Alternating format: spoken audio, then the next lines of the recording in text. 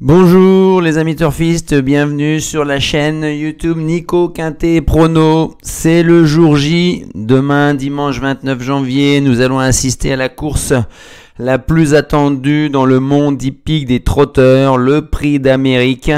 Nous avons une très belle journée qui nous attend avec des trotteurs de premier niveau. On peut pas faire mieux, ça sera la plus belle course, on va vibrer, vous allez voir l'ambiance dans les tribunes, ça va monter au moment du départ, au moment de la volte et ça ne va pas arrêter pendant les 2-3 minutes de course. Il va y avoir une ambiance phénoménale. Si vous êtes à côté, n'hésitez pas à vous y rendre. Pour ma part, donc je vais vous faire une étude de ces 18 chevaux au cas par cas, vraiment vous donnant les forces et les faiblesses de chacun d'entre eux, leur chance d'être à l'arrivée. Ensuite, je vous donnerai un résumé de ce papier et mon jeu combiné, ainsi que comme d'habitude, mon béton, mon copain, mon coquin, la déception possible et les éliminer, mais par respect pour tous ces chevaux-là, je n'ai éliminé aucun cheval dans cette course-là. Donc on y va, de suite avec le numéro 1, Hip Hop au Fort. On rentre de suite dans le vif du sujet. Je ne vais pas vous rappeler à chaque fois qu'ils sont déférés, parce qu'ils sont tous déférés, des 4 hormis Idaho Tillard, qui n'est déféré que des postérieurs. Donc Hip Hop au Fort avec Christian Bijon. Bah lui, sa force, c'est qu'il a besoin de personne pour faire le dernier kilomètre. Hein. Il met le clignotant à droite et il y va. Pour la victoire, il sera quand même, à mon avis, indispensable de trouver un bon dos qui avance en 3e épaisseur. Et si la course se joue malheureusement à la corde ou en 2e ligne, en 2e rideau, bah là, ça va être un peu plus compliqué. Il a une préparation quasi idéale, hein, comme souhaité, avec une qualification de bonne heure, malgré une petite échappée à Grosbois qui l'obligeait à faire forfait dans le ténor de Beaune. Donc il a quand même de sérieux atouts. Hein. Par contre, ses faiblesses, ça on les connaît. Christian Bijon a essayé la dernière fois de lui prendre un départ tout de suite à la corde à la volte, mais ça n'a pas marché. Il a été toujours aussi lent. Donc il est lent au départ. Parfois il est froid et long à se mettre en route dans la course, comme dans le Critérium des 5 ans où il a fini bien, mais bien trop tard. Et lui, il sera tributaire, bien entendu, du déroulement de la course. Il devra absolument venir refaire son handicap de départ à un moment donné où ne s'attarde plus trop. En aura-t-il l'occasion? Si oui, je lui mets 4 étoiles et il a largement les moyens de terminer dans les 5 premiers. Hein. Ensuite, on y va avec le 2 Horsey Dream. Bon, on va pas y aller par 4 chemins. C'est une révélation, une montée en puissance tout en douceur en 2022. Hein. Il a vraiment un mental de gagneur avec 14 victoires en 27 courses dans sa carrière, dont 8 de ses 11 dernières courses. Donc ça veut dire qu'en moment, tout au long de cette année 2022, il a monté les catégories une à une tout en remportant ces courses-là. Il y a des chevaux, ils gagnent 7-8 courses en début de carrière et puis plus ils montent de catégorie, plus ils finissent 2e, puis 3e, puis 4e, puis après on les voit plus. Lui c'est complètement l'inverse.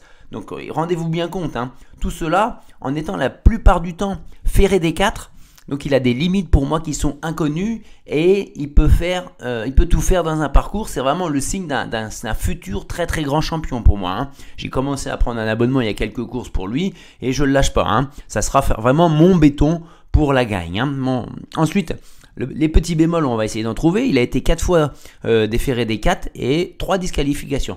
Heureusement, la dernière fois, il a rassuré puisqu'il a été déféré des 4 et il a emporté haut la main. Il a seulement 4 courses avec Eric Raffin, ça peut être aussi un bémol, mais il le respecte tellement, Eric Raffin, et en plus il l'a gagné à chaque fois avec lui. Hein. Donc je lui trouve vraiment rien d'autre. Hein. Il faudrait un incident de course, un manque de maniabilité que je n'ai pas encore vu pour qu'il ne fasse pas l'arrivée. Hein. Ensuite, on y va avec le numéro 3, Hussard du Landré. Ses forces, c'est que lui, Benoît Robin, il va faire course. Hein. Il va tenter quelque chose, un peu comme dans le Critérium du 5 ans qu'il a remporté à 67 contre 1. Il n'hésite pas à venir en épaisseur, à se décaler pour tenter sa chance. Et il est capable également, comme Hip Hop au Fort, d'enrouler de loin en épaisseur. Et il va au poteau sans mollir à ses grandes heures quand il est en pleine forme. Maintenant, il a dû batailler pour obtenir sa qualification. Il y a eu des contretemps. Il l'avait obtenu, il a été un peu rétrogradé sévèrement. Donc il a fallu qu'il réenchaîne encore une course préparatoire de qualification. Est-ce qu'il va en payer un peu le contre-coup? Est-ce qu'il aura retrouvé tout son punch? Parce que Benoît Robin l'a laissé un peu souffler et il l'a laissé ferrer dans le Belgique notamment et il a semblé loin de sa meilleure forme de l'automne et de début de meeting. Il tente de nous rassurer en disant qu'il a retrouvé pour lui son bon cheval. Je l'avais mis de côté malheureusement pour le critérium des 5 ans. Là, je pense que je vais faire à nouveau sans lui, mais je vais peut-être le regretter. Mais ça peut être de nouveau une surprise. On enchaîne avec le numéro 3, Ampia Mede SM avec Franck Nivoire, le tandem Nivard-Soulois. Tandem très dangereux, attention. J'aurais tendance à commencer par ses faiblesses. Pas pleinement satisfait des dernières tentatives de sa jument, aussi bien Nivard que Soulois. L'entraîneur met d'ailleurs un emoji orange, il met pas d'emoji vert. Elle a eu une qualif à l'arrache quand même. Hein. On a des doutes sur son niveau de forme. Mais par contre, elle a repris du coup de la fraîcheur.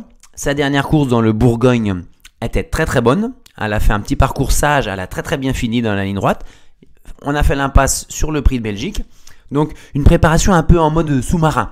Autant l'an dernier, ça aurait été l'une des favorites si elle n'avait pas fait sa bêtise dans le ténor de Beaune et à l'entrée de la ligne droite où elle devait le gagner pour obtenir son billet pour le prix d'Amérique. Là, elle sera un peu délaissée, mais elle est capable d'un véritable coup d'éclat si la jument retrouve son vrai niveau. Hein.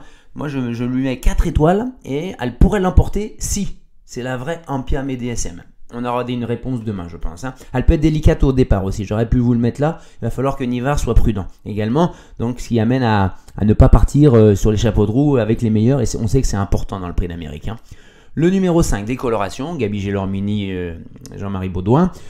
N'a jamais lâché le morceau pour obtenir in extremis sa qualification dans le prix de Belgique il y a 15 jours. Hein. Mais elle m'a quand même assez surprise par son aptitude à répéter ses courses à ce niveau-là. Hein. Elle a fait 2 fois 4e et 1 fois 3e dans 3 préparatoires. C'est quand même pas mal. Hein. Gabi la connaît par cœur. Il sait qu'à ce niveau, elle a 0 marge par contre. Donc il lui faudra un parcours caché le long du rail le plus longtemps possible, le plus près de la tête, pour espérer une petite place. Elle a toujours des difficultés dans le dernier virage où elle perd des rangs. Et à ce niveau, je pense que ça sera rédhibitoire et ne pourra pas revenir dans le Quintet Plus. Elle est parfois délicate à la volte. Mais bon, c'est pas une fois sur deux non plus. Hein. C'est assez rare, mais ça lui est déjà arrivé. Hein. Mais je la vois pas à l'arrivée finalement, donc je ne lui donnerai qu'une seule étoile. Elle a déjà fait ses prix d'Amérique en obtenant sa qualification. Le 6 Idaho Tillard, est-ce qu'il faut le présenter encore, ce cheval du clan du Val d'Estaing? Il nous donne à chaque course quasiment une impression d'aisance, de facilité, d'élégance, mais aussi de puissance. Hein. Il semble parfois surclasser l'opposition dans des courses, surtout sur les parcours de vitesse. C'est un futur crack aux yeux de nombreux professionnels. Hein. Il est attendu comme le nouveau Fast Time Bourbon. Après, c'est le seul concurrent qui va jouer contre lui, qui n'est pas déféré des 4. Donc ça, c'est quand même sur 2700 mètres en plus, hein, pas sur 2100. La pression d'être en position de favori. Et Thierry Duval d'Estaing, son entraîneur, essaye d'évacuer en minimisant le potentiel de son cheval.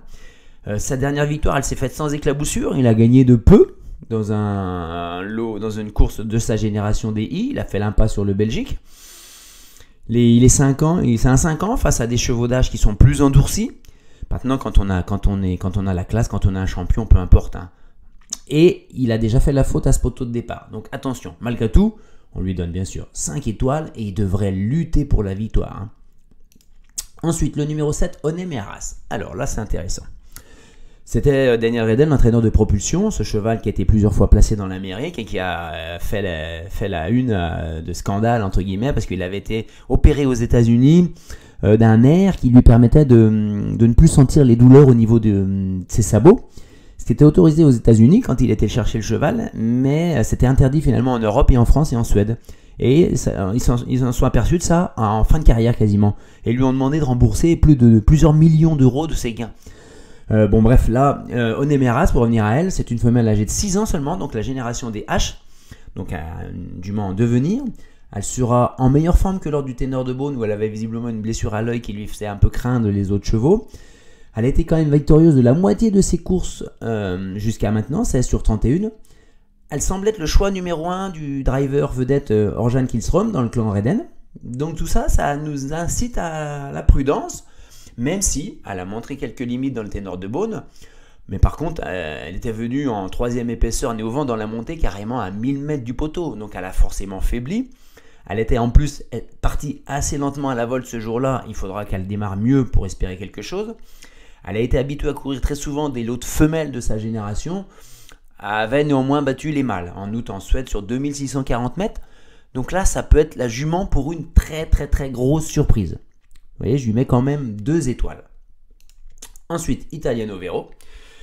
La drive de David Thomin que j'adore, l'entraînement bien connu, très classique de Philippe Allaire, avec son franc-parler qu'on adore. Une casaque de prestige, donc celle de Ridicache qui a 2 prix d'Amérique dans la musette. Déferré des 4 est un vrai plus pour lui et qui sera indispensable pour une part active à l'arrivée. Il est juste derrière Idaho dans la hiérarchie, mais il l'a déjà battu à 2 reprises, avec des circonstances de course assez favorables, une fois où Idaho est parti au galop, et une fois où il était bloqué à la corde et il n'a pas pu avoir le jour. Mais il l'a battu 2 fois sur le papier. Il a été victorieux du Critérium des 4 ans. C'est pas rien tout ça, c'est pas rien, attention. C'est l'un des cadets de la course, avec Idaho Tillard, des 5 ans. Il est moins endurci que ses aînés, donc. L'entourage en fait un poulain d'avenir et ne lui brûlera pas les ailes sur cette course. David Thomas ne va pas faire n'importe quoi avec lui, alors qu'il estime qu'il pourra revenir l'année suivante et les années suivantes avec de plus grandes chances. Donc je pense quand même, s'il part bien, il peut être dans les 5. Je lui mets 4 étoiles et j'attire votre attention sur Italiano Vero. Ensuite, le numéro 9, Hookerberry. Commençons par ses faiblesses. Il court sans enraînement. C'est un tout petit gabarit qui court sans enraînement, la tête basse, orientée vers le bas. Et au départ, dans la volte, s'il part à faux, sur la mauvaise jambe, il est impossible à remettre. Ça lui est déjà arrivé, c'est pour ça que je le mets là. Il nous a laissé sur notre fin lors de son dernier parcours, alors que dans le Belgique, alors que JMB avait préparé pour, il espérait vaincre parce qu'il ne se voit pas une première chance dans le Prix d'Amérique. Donc il dit prendre le Bourgogne, prendre l'argent dans le Bourgogne, c'est bien déjà. Mais il n'a pas giclé, comme d'habitude, malgré un bon parcours caché. Donc, on espère que JMB va l'avoir travaillé. Il s'est mis à son sulky à l'entraînement, ce qui ne fait que rarement. C'est un véritable petit bolide de vitesse, avec un changement de jambe de folie lorsqu'il a le parcours caché. La drift du maître JMB, c'est un atout indéniable dans ce style de course tactique, où la nervosité atteint son comble. C'est pour ça que je lui mets 4 étoiles. Je pense qu'il peut être dans les 4, voire mieux. S'il gagne, il n'y aura rien à redire, parce que ça a toujours été un cheval de classe. On y va avec Money Viking. On attaque les chevaux un peu étrangers, assez titrés, on va dire.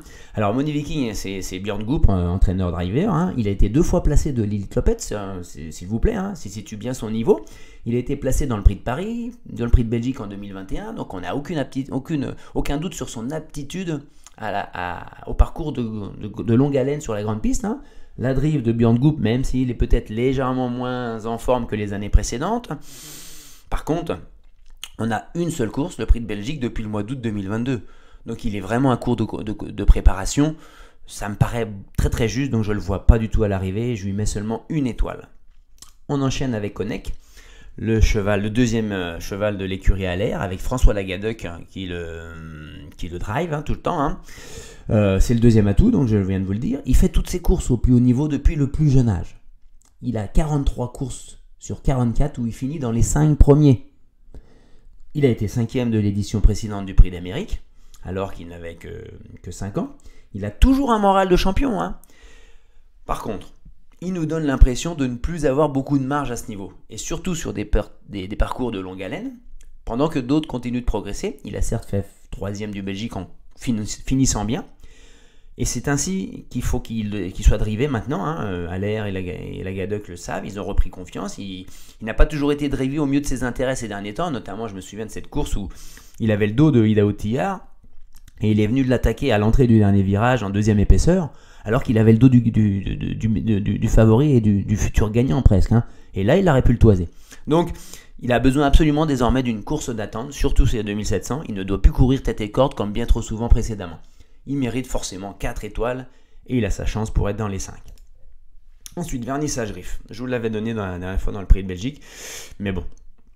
Elle a gagné contre les meilleurs sur la scène européenne. Attention, c'est une jument de très très grande classe. Elle est sur la montante après une coupure de 2 mois à l'automne. Gocciadoro, c'est l'entraîneur numéro 1 en Europe et connaît parfaitement les grandes courses et notamment Vincennes. Par contre, c'est une pure jument de vitesse. Elle a une seule course dans sa carrière sur plus long que 2250 mètres lors de sa dernière course qui était le Prix de Belgique. On peut penser que les 2700 mètres, c'est le bout du monde, hein, même avec un parcours caché. Elle est inexpérimentée forcément à la volte aussi. Elle s'était élancée sur quelques foulées de galop Belgique. Elle a montré ses limites lors de ses 2 dernières courses préparatoires dans le Bourgogne 6e, Belgique 7e. Parce qu'elle n'était pas prête. Là, c'est l'objectif, c'est le Prix de France pour moi. Là, je ne lui accorde qu'une seule étoile et ça sera Prix de France. Ensuite, le Don Fanucci Z, le 13, avec à la drive Johan Le Bourgeois, entraîné par Daniel Reden. C'est un cheval qui est habitué aux joutes au plus haut niveau sur la scène européenne. Il a été ni plus ni moins que le vainqueur de l'Elite Lopette en 2021. Deuxième atout du clan Reden. A déjà fait ses preuves sur les parcours de tenue. C'est un peu l'invité de dernière minute. On ne pensait pas que Daniel Reden allait l'engager. Il débarque à Vincennes sans course préparatoire parce qu'il dit qu'il a du mal à voyager. Il n'a pas couru depuis début octobre 2022 et l'avant-dernière course datait de août 2022. Pour moi, ce serait un miracle que de finir à l'arrivée dans ces conditions. Donc, je lui donne qu'une seule étoile. Le 14, Flamme du Goutier. Le clan du Val d'Estaing, la famille du Val d'Estaing, qui sont très très bien représentés. Lorsqu'elle bénéficie d'un bon parcours à l'abri, elle peut finir très très vite, Flamme du Goutier. Elle vient de remporter pour la 2e année consécutive le Cornulier dimanche dernier. Et là, regardez bien, elle vise un doublé Cornulier Prix d'Amérique la même année, qui a été réalisé par 5 chevaux dans l'histoire du trot. Et le dernier, en 2005, c'était Jacques de Bellouet, un monstre. Là, le clan du Val d'Estaing peut prétendre même à un jumelé gagnant dans le Prix d'Âme, avec son atout majeur Idaho Tillard.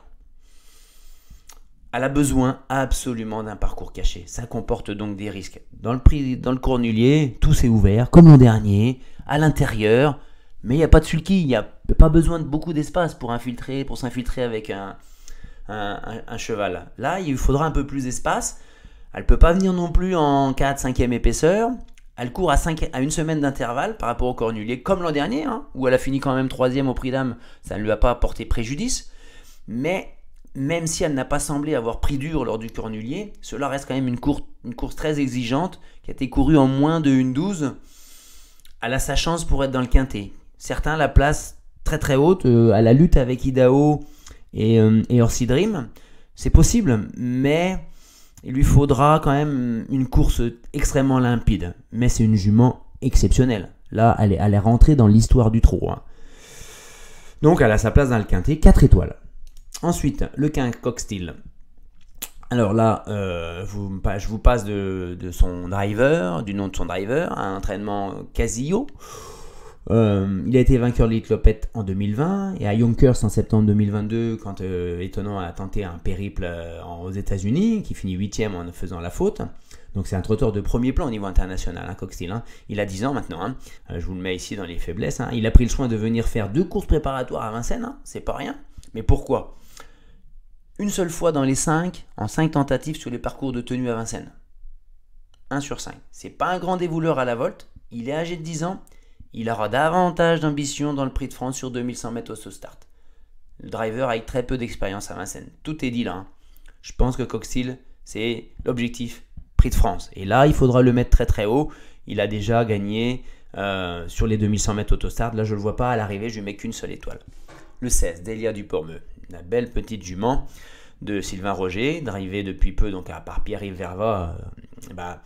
Elle est plus forte que jamais à 10 ans. Là, contrairement à d'autres où je dis il a déjà 10 ans, là je vous dis qu'elle, à 10 ans, elle est toujours en grande forme. Elle vient de remporter brillamment le Bourgogne sur les 2100 mètres autostart en battant son record sur son parcours fétiche des Ferrés des 4. C'était le jour J, il fallait la jouer. Je vous l'avais mise très haute dans mon jeu. Préservée durant le parcours, c'est l'une des chevaux capables de faire les derniers 500 mètres le plus vite. Comme dans le Belgique où elle finit les 500 mètres en 1,77 et plaquée. Là, si elle refait la même fin de course, elle va être dans le quintet. Elle sera avantagée en plus par la course, une course menée tambour battant, comme cela devrait se passer. Prix d'Amérique, c'est jamais une course qui se court en une 13, une 14, une 15 complètement verrouillée. Ça n'existe pas. Donc, ses faiblesses, c'est qu'elle va devoir s'élancer bien plus vite à la volte et être bien réveillée par son driver pour prétendre à une place dans le quintet plus, auquel cas c'est même pas la peine. Elle est tributaire déjà du parcours, bien sûr. Et dans ces cas-là, si elle part pas très bien, Pierre Vera ne fera pas n'importe quoi, dans le sens où elle détient une très belle chance, une première chance dans le Prix de France dans 15 jours, sur les 2100 mètres d'autostart. Donc, mais par contre, si elle n'est pas si loin que ça dans le parcours, et qu'elle a sa chance pour venir dans le trio, elle va tout donner. Hein. Elle va tout donner et elle va en croiser plus d'un dans la ligne droite. Hein. Donc c'est pour ça que je lui mets 4 étoiles et je la vois dans les 5. Le 17 étonnant, non partant. Finalement, je fais un petit jeu de mots en disant que son forfait n'a finalement rien d'étonnant. Hein. La course contre le temps menée par Richard Westerink semblait perdue d'avance, malheureusement. C'est dommage, un peu on peut dire, d'avoir attendu la fin des déclarations de partant pour faire forfait, parce qu'il prive un autre concurrent d'une place au départ, même si lui, il a attendu le dernier moment pour être sûr de l'engager, quoi. Donc étonnant, on fera sans lui, malheureusement. Ensuite, le 18, Vivid Wise Eyes, avec le tandem Abrivard-Gocciadoro. C'est le plus riche, hein. Ça situe son niveau de classe. Hein. Il a bataillé tout au long de l'année 2022 avec Étonnant sur les parcours de vitesse en Europe. C'est un tandem redoutable. Matt Abrivard le connaît par cœur. Malheureusement, il y a eu une préparation contrariée. Il est tombé malade au moment du Bourbonnais à mi-décembre, alors qu'on attendait qu'il nous éclaire sur ce parcours à Vincennes, sur les 2700 mètres. Donc on a toujours des doutes sur son aptitude aux 2700 mètres qui représente peut-être un peu le bout du monde. Hein. Il a seulement une 5e place dans le Belgique en 2021 et une 4e place dans l'Amérique en 2022 sur les parcours de tenue à Vincennes. Hein. On ne peut pas l'interdire pour une petite place, mais ça fait quand même quasiment 40 jours, plus de 40 jours sans courir, face à des chevaux hyper affûtés, qui ont l'aptitude au parcours, qui voltent super bien. Ça va être dur. Hein. Donc voilà les amis, je vous fais le résumé de mon papier avec donc le 17 non partant étonnant, on l'a mis là. En 5 étoiles, donc on a le 2 et le 6, Orsi Dream, Idaho Tillard. Hein. C'est pas un ordre là, de préférence, hein, c'est dans du nombre le plus grand, le plus petit, avec le 16, le 14, le 11, le 9, le 8, le 4 et le l'As en 4 étoiles. 3 étoiles, on a le 18 Vivid Wise Eyes avec le 7 Onem et Arras. Et 2 étoiles, le 3 avec ensuite une seule étoile, 5, 10, 12, 13, 15. Avec tout ça, alors ça c'est un classement théorique. Vous allez voir, c'est peut-être pas forcément comme ça que j'ai fait mon jeu, hein, combiné. Alors je vous livre un petit supplément, petite surprise là. C'est les probabilités d'arrivée et de rapport du quintet plus désordre. Hein. En s'appuyant sur des courses dans le passé avec des mêmes conditions, savoir des chevaux qui ont plus de 4 ans, avec un plafond de gain illimité, ainsi de suite à Vincennes. 50% des courses que j'ai étudiées, elles sont avec un rapport quintet plus désordre de 0 à 100. Ensuite, vous avez vu 8% de 100 à 200, 17% de 200 à 500, 8% de 500 à 1000 euros dans le quintet plus désordre. Hein, et il y a 17% de chance de probabilité pour que le quintet plus dépasse les 1000 euros dans le désordre. Ensuite, je vous ai mis au tiercé, quarté et quintet la réussite du premier favori. Et ici, aujourd'hui, ça sera Idaho Tillard. 58% en tiercé, 67% quarté, quintet. Le deuxième favori, Orsi Dream, c'est du 50, 58, 58%. Les deux premiers favoris ne sont là que dans le tiercé que dans 33% des cas et 42% dans le quarté quintet. Moins d'une fois sur deux, on aura les deux favoris. Alors peut-être que demain, ils seront là. Ils feront partie des 42%. C'est pas ce que je suis en train de vous dire. Hein. Et il y a au moins un cheval plus de 7e favori de la presse, en dessous de la barre rouge là. Dans le tiercé, une fois sur 3. Dans le quarté, 58% des cas. Et dans le quintet, 67% des cas. Donc ça veut dire que dans 2 quintets sur 3 dans ces conditions-là, il va falloir aller chercher un ou plusieurs chevaux ici. Voilà, ça c'est quelque chose. Si ça vous intéresse, n'hésitez pas à me le demander dans les prochaines vidéos. Ensuite, donc mon jeu combiné, enfin on y arrive. Hein, avec donc sans surprise le 2 Orsi Dream devant. J'ai laissé un petit cran Idaho Tillard, je ne l'ai pas mis tout de suite. Hein. J'ai mis au cœur Béret, Bazir. Je fais confiance à Bazir. Donc on y va. Soit il est très haut, soit il n'est pas là du tout. C'est que le cheval était sur la mauvaise pente, mais je n'y crois pas. Donc Hooker Berry. Ensuite, je mets Idaho Tillard ici. Je vous laisse mettre Empire mes DSM. Ça peut, franchement. Elle peut être très très haut placée dans vos pronostics. C'est pas. Après, il faut qu'elle ait retrouvé toute sa forme. Le 8, Italiano Vero, la belle surprise du clan LR. Parce qu'il y aura une belle cote hein, quand même là-dessus. Hein. Ensuite, le 16, Delia Dupromreux. Je ne me voyais pas l'éliminer vu les fins de course qu'elle nous fait depuis deux courses. L'As, Hip Hop au fort. Il va faire quelque chose. Bijon l'a préparé aux petits oignons pour venir faire l'arrivée du Prix d'Amérique, même si c'est le moins riche. Et enfin, je termine avec le 11 Onek. Ce serait difficile de ne pas mettre un cheval qui vient de faire 44 courses sur 45 dans les 5 premiers. Et tout ça, ça nous pousse en regret. Oh là là, je pleure presque déjà avec Flamme du Goutier. Eh oui, j'ai pas réussi à lui faire une place. À vous de voir. À vous de voir. Mon cheval béton Horsey Dream, ça ce n'est pas une surprise. Mon copain Hookerberry, du coup. Mon coquin du Quintet à Bellecote, Italiano Vero, peut-être plus pour une 3, 4, 5e place, hein, bien sûr. Hein. Ensuite, la déception, ça pourrait être Vivid White Ice, vous le savez pourquoi. Ensuite, le fantôme, par respect pour tous ces chevaux, je vous ai dit, aucun éliminé. Hein. Non, non. Et enfin, on se retrouvera dimanche pour le Quintet Plus de lundi 30 janvier à Vincennes où malheureusement on va descendre de plusieurs étages. Un pouce bleu c'est super, s'abonner c'est encore mieux et n'hésitez pas dans les commentaires à faire vos remarques sur cette vidéo un peu différente. À très bientôt.